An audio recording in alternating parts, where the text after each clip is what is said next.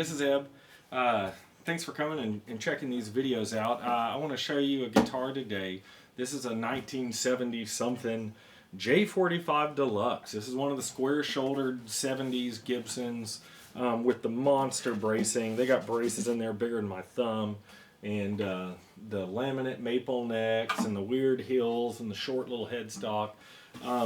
These typically are known to not sound good. People who have had them for a long time have adjusted their ears and swear by them, but in general, your vintage Gibson collectors and players do not appreciate these. They're way overbuilt.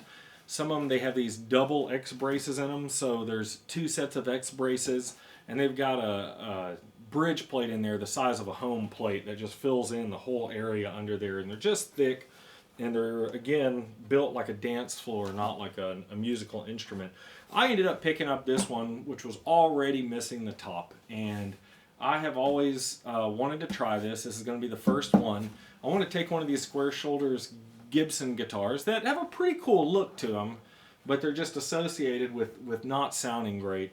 And I'm going to put a new top on there, and I'm going to brace it like a 1940s J45 and see what the results are. I think I'm going to be pleasantly surprised when I'm done. So yeah, here it is now. Never had the top for it. Don't worry, I don't think I'm missing much. I'm definitely not missing the braces.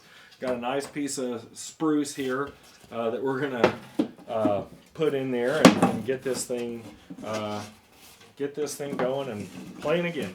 If you'd like to see how this process goes and see the final product and hear it, please hit that subscribe button down there, and you'll get a good chance of seeing it when it's done. And if you liked it, please hit that thumbs up. That helps other people to see my videos. And if you think someone else would enjoy it, hit that little arrow button and send it to them. So thanks for watching.